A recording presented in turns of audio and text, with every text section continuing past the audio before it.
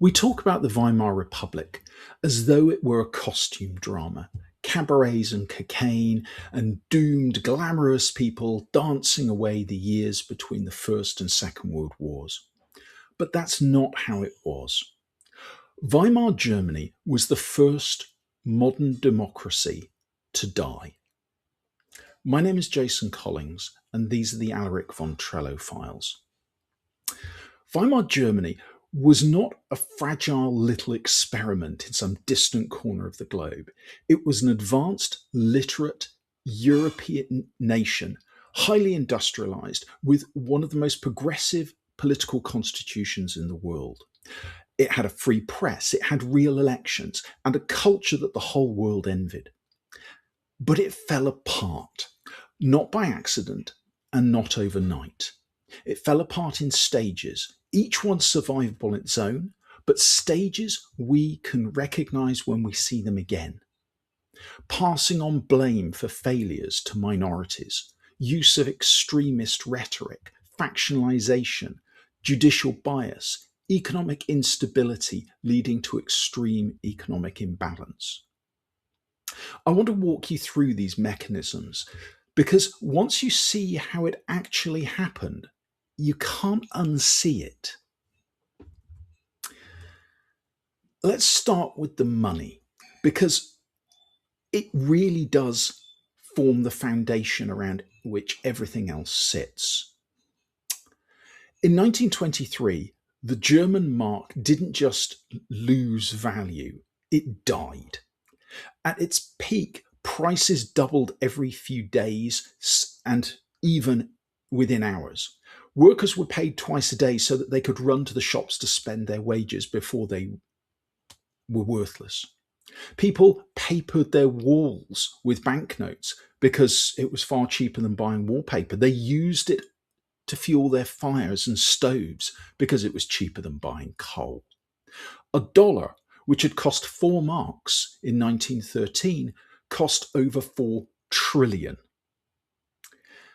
Now, we tend to file this under an economic curiosity, a funny photograph of people pushing a wheelbarrow full of banknotes.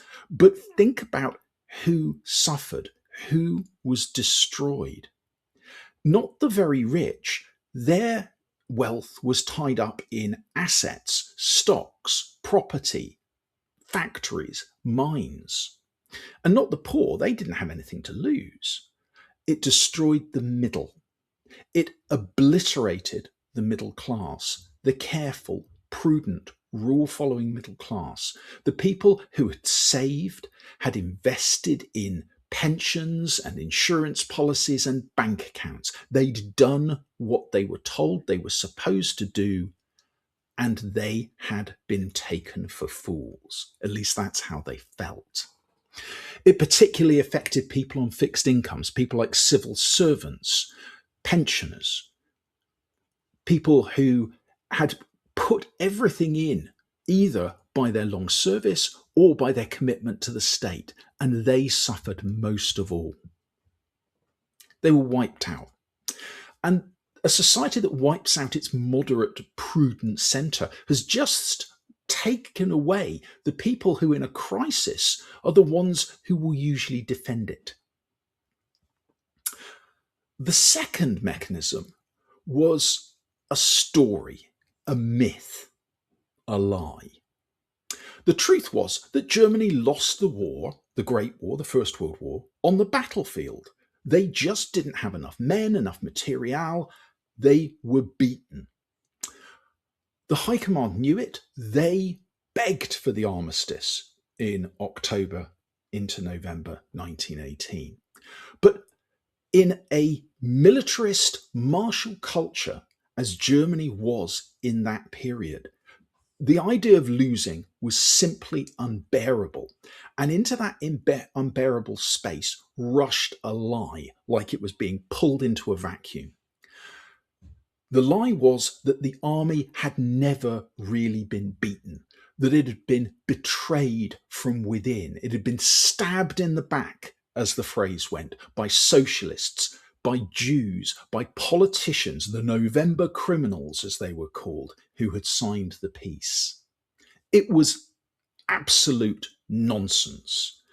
It was also incredibly successful, probably the most successful piece of political fiction of the century, because it did something no truth could do. It transferred the shame of that defeat. It told a humiliated, proud nation that it wasn't their fault, that they were not the villains, that the villains were the people who lived amongst them, the person next door, the socialist, the trade unionist, the Jew.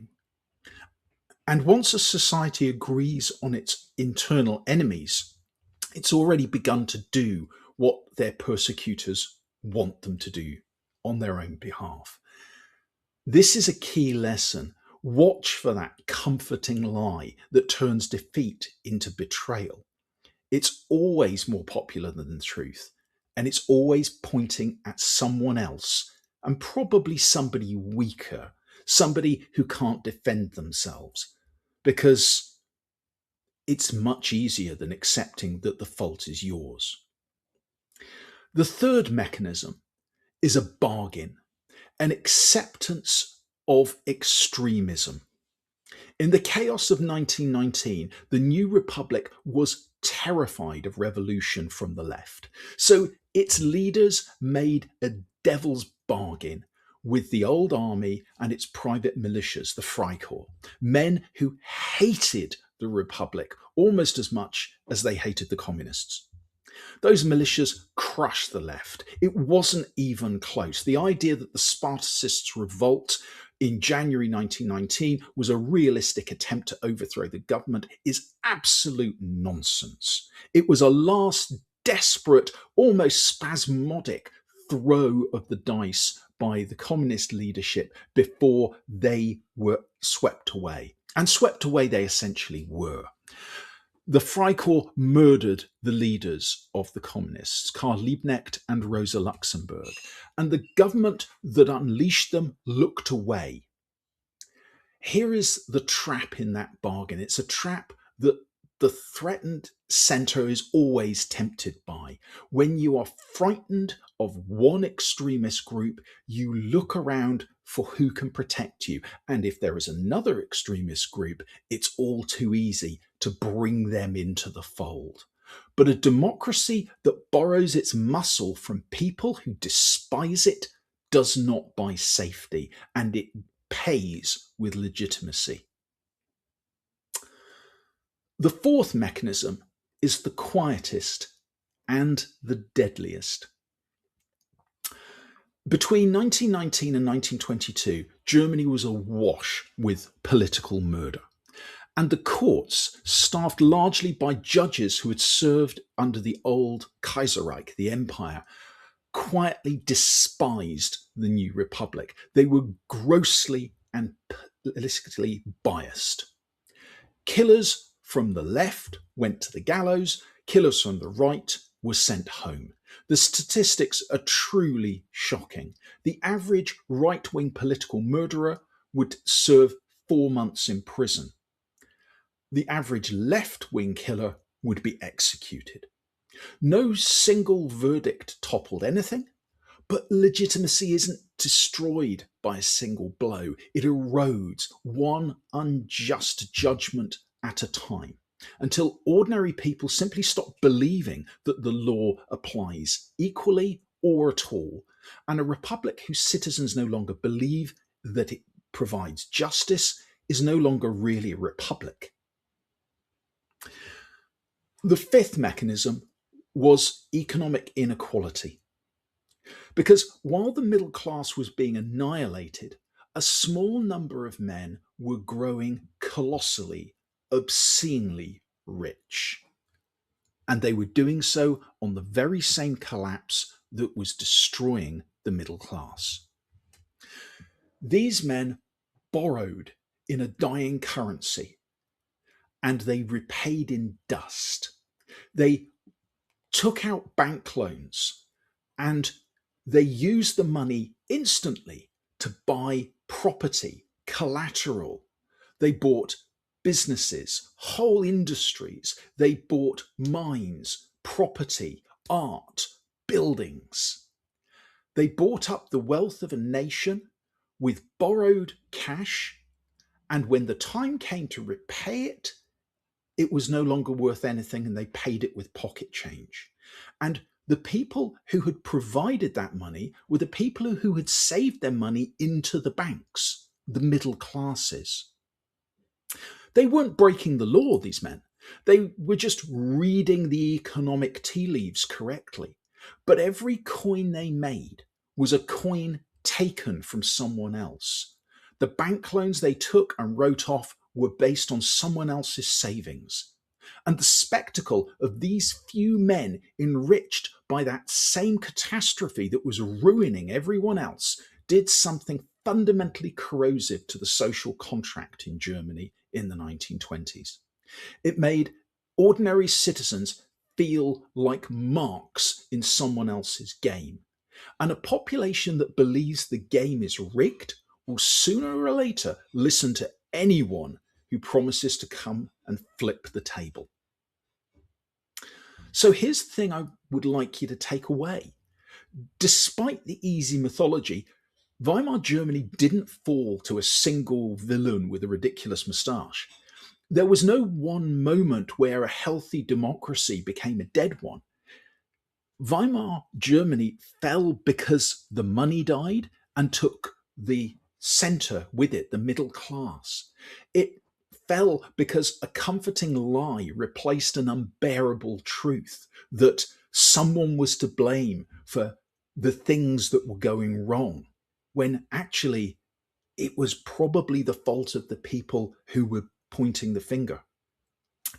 The Weimar Republic died because a frightened political class borrowed muscle from an extremist group who would become their future executioners. It died because the judiciary chose to be politically biased. And it died because the people watched a few men grow obscenely rich on their ruin and concluded that the whole thing was a fraud. Each of these 5 things was survivable on its own. Together, however, over a decade, they weren't. I'm not going to insult you by drawing a comparison to modern politics. History doesn't repeat itself, but certain things do happen over and again, and people respond in the same ways. You can make your own judgments. I will say this, though. I don't write novels set in the Weimar Republic because it's glamorous. I write novels set in the Weimar Republic because I believe it is the most dramatic thing that has ever happened in a modern democracy. And because the only way I know to make a person feel truly what it is like to live in that environment is to put them through that human story and let them live it. Because then they might understand. Thanks very much. And if you've enjoyed this, please follow for more.